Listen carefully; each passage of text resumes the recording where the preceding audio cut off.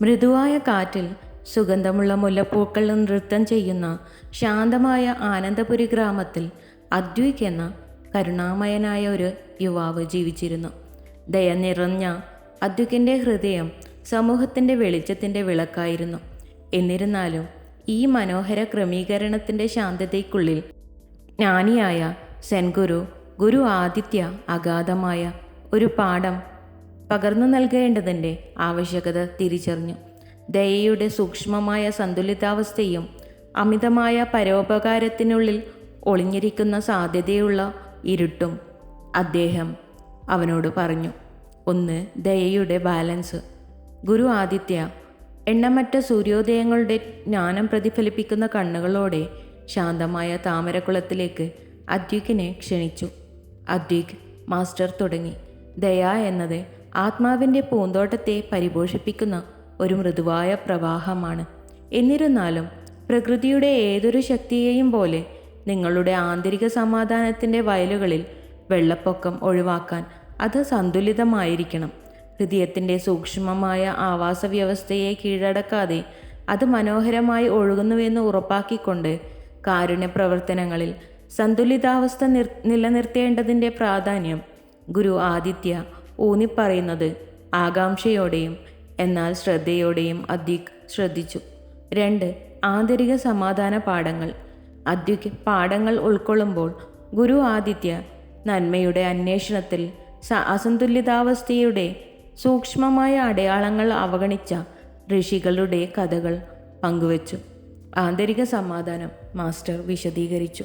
നല്ല സമതുലിതമായ ഹൃദയത്തിൻ്റെ നിശ്ചല ജലത്തിൽ തഴച്ചു വളരുന്ന അതിലോലമായ താമരയാണ്. പ്രക്ഷുബ്ധമായ ഒരു പ്രവാഹം പോലെയുള്ള അമിതമായ ദയ ഉള്ളിലെ ശാന്തതയെ ശല്യപ്പെടുത്തും. ആന്തരിക സമാധാനത്തിനായുള്ള അന്വേഷണത്തിന് ദയ മാത്രമല്ല, അതിൻ്റെ അതിരുകളെക്കുറിച്ചുള്ള വിവേചനപരമായ അവബോധവും ആവശ്യമാണെന്ന് മനസ്സിലാക്കിയ അദ്വൈക് ജ്ഞാനത്തെക്കുറിച്ച് ചിന്തിച്ചു. 3. വളരെയധികം ദയ. ഗുരു ആദിത്യയുടെ നേതൃത്വത്തിൽ അദ്വൈക് അമിതമായ ദയയുടെ മണ്ഡലം പര്യവേക്ഷണം ചെയ്തു. ഒരു കാലത്ത് സന്തോഷത്തിൻ്റെയും സംതൃപ്തിയുടെയും പൂക്കൾ വിരിയുന്ന ഒരു ശൂന്യത അവശേഷിപ്പിച്ചുകൊണ്ട് അശ്രാന്തമായ കൊടുക്കൽ ഒരാളുടെ സ്വന്തം കരുതൽ ശേഖരത്തെ എങ്ങനെ ഇല്ലാതാക്കുമെന്ന് മാസ്റ്റർ വെളിപ്പെടുത്തി. അദ്വൈക് വളരെയധികം ദയ മാന്യമായി തോന്നാമെങ്കിലും അത് നിങ്ങളുടെ സ്വന്തം ക്ഷേമത്തെ ഇല്ലാതാക്കാൻ ഇടയാക്കുമെന്ന് മനസ്സിലാക്കുക. ഗുരു ആദിത്യ മുന്നറിയിപ്പ് നൽകി. യഥാർത്ഥവും സുസ്ഥിരവുമായ ദയയുടെ സത്യയെക്കുറിച്ച് ചിന്തിക്കാൻ അദ്വൈകിനെ പ്രേരിപ്പിച്ചു. 4. വളരെ നല്ലതായിരിക്കുന്നതിൻ്റെ ഇരുണ്ട വശം. പുരാതന ആൽമരങ്ങളുടെ തണലിൽ ഗുരു ആദിത്യൻ അനിയന്ത്രിതമായ ദയയുടെ നിഴലുകളിലേക്ക് ആഴ്ന്നിറങ്ങി. അമിതമായ നന്മ ചൂഷണത്തെ ക്ഷണിച്ചു വരുത്തുമെന്നും നന്മയുടെ സത്യയെ തന്നെ ഭീഷണിപ്പെടുത്തുന്ന ഇരുട്ടിനെ വളർത്തിയെടുക്കുമെന്നും അദ്വൈക് മനസ്സിലാക്കി. വളരെ ജ്ഞാനിയായ യജമാനൻ അവരുടെ നിയന്ത്രണമില്ലാത്ത ദയയുടെ അനന്തരഫലങ്ങളാൽ തിളങ്ങുന്ന ഹൃദയങ്ങൾ മങ്ങിയ കഥ അദ്ദേഹം വെളിപ്പെടുത്തി. അപകട സാധ്യതകളെക്കുറിച്ച് ഇപ്പോൾ ബോധവാനായ അദ്വൈക് മനസ്സു നിറഞ്ഞ ചുവടുകളിലൂടെ ദയയുടെ പാത ചവിട്ടി. 5. അനുകമ്പയിലെ അതിരുകൾ. ഗുരു ആദിത്യൻ കരുണാർദ്ദമായ നോട്ടത്തോടെ അവസാന പാഠം പറഞ്ഞു. കരുണയിൽ അതിരുകളുടെ ആവശ്യകത.